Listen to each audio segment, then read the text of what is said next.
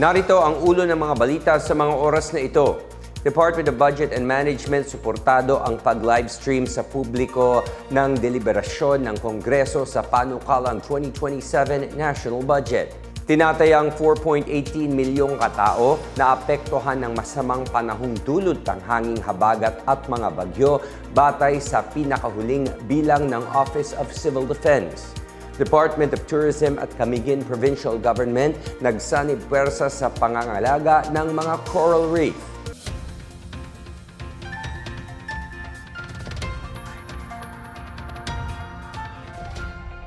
Ako si William Theo para sa PNA Headlines. Suportado ng Department of Budget and Management o DBM ang mungkahing i-livestream sa publiko ang deliberasyon ng Kongreso sa panukalang 7.2 trillion pesos na pambansang budget para sa taong 2027. Ayon kay Acting Budget Secretary Kim De Leon, suportado ng DBM ang pagsusumikap ng Kongreso na isa publiko ang usapan ng mga mambabatas tungkol sa budget para mabusisi at maintindihan ng publiko. Maipapalaganap din anya ang pagsasagawa ng prosesong transparent, mapagkakatiwalaan at may pananagutan at pakikiisa ng lahat.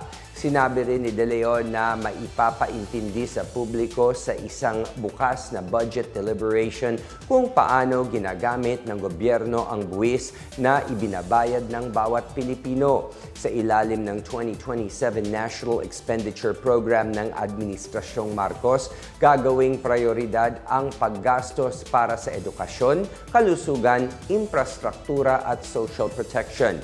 Noong Disyembre 2025, ini-livestream ng Bicameral Conference Committee sa kauna-unahang pagkakataon ang diskusyon tungkol sa panukalang 2026 National Budget.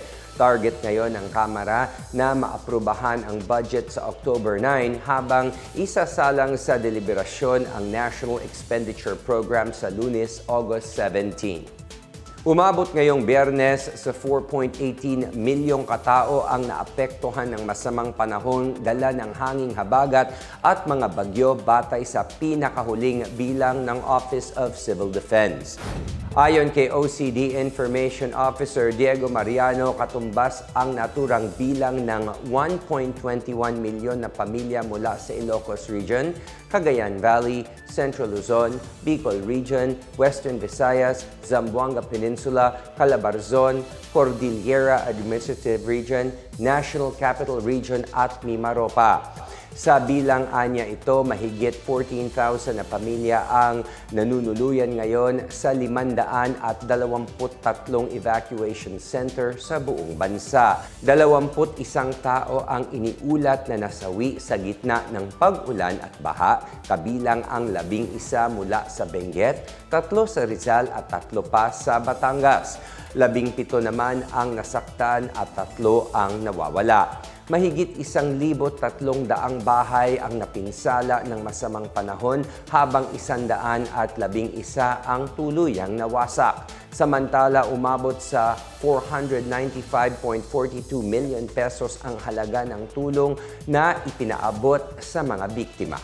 Nagtulungan ang Department of Tourism o DOT at Camiguin Provincial Government sa pangangalaga ng mga buhay na coral reef sa probinsya bilang parte ng 6th North Min Dive Isle Dive Camiguin 2026 na ginaganap mula August 13 hanggang 16. Nagsagawa nito lang Huwebes ang DOT at ang lokal na pamahalaan ng pagtatanggal ng Crown of Thorns starfish upang maiwasan ang pagkasira ng mga coral ecosystem at mapanatiling malusog ang mga yamang dagat sa Camiguin.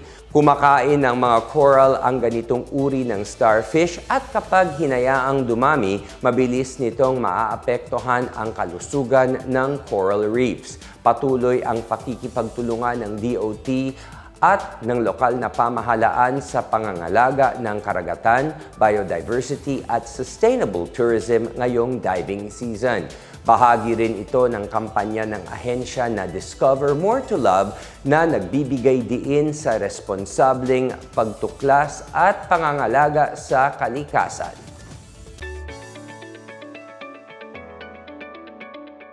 Sa balitang pangkalakalan, pinag-aaralan ng Department of Agriculture ang paggamit ng drones at artificial intelligence o AI upang maagang matukoy at maiwasan ang mga problema sa mga pananim. Bahagi ito ng pagsisikap ng ahensya na pataasin ang farm productivity at palakasin ang food security ng bansa. Pinagsasama ng nasabing teknolohiya ang real-time environmental data, historical weather patterns at machine learning models upang matansya ang pagdami ng peste at iba pang banta sa mga pananim. Sa pamamagitan nito, maaaring mabigyan ang mga magsasaka at ahensya ng pamahalaan ng maagang babala bago pa kumalat ang mga outbreak. Ayon kay DA Undersecretary Cheryl Natividad Caballero, hindi lamang tungkol sa pagpapalipad ng mga drone, kundi may kasama ring predictive analysis at forecasting na maaaring makatulong sa pagtukoy ng mga problema bago pa ito lumala. Samantala, nakatanggap ng 2 million pesos ang Balang-Balang Banana Farmers Agriculture Cooperative mula sa Department of Agriculture, Caraga para sa plano nitong negosyo na hog farming. Ayon sa chairperson nitong si Guillermo Gumatay, nakikita nilang malaki ang potensyal ng hog raising dahil sa mataas na demand para sa baboy sa mga pamilihan.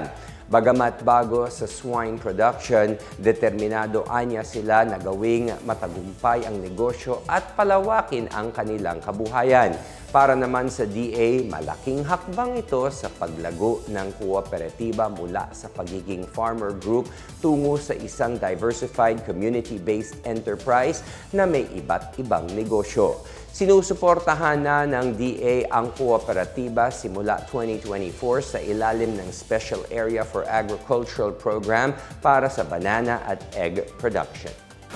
At yan ang pinakabago at pinakamainit na balita sa mga oras na ito, hatid sa inyo ng PNA Headlines. Para sa iba pang mga balita at impormasyon, bisitahin lamang ang aming website pna.gov.ph o ang aming Facebook at X account na Philippine News Agency. Mapapanood din ang PNA Headlines sa pamamagitan ng link sa website ng News and Information Bureau, sa ilalim ng PNA News at sa YouTube account ng Philippine News Agency. Ako si William Theo at ito ang PNA Headlines, naghahatid ng mga balitang nagbubuklod sa bagong Pilipinas.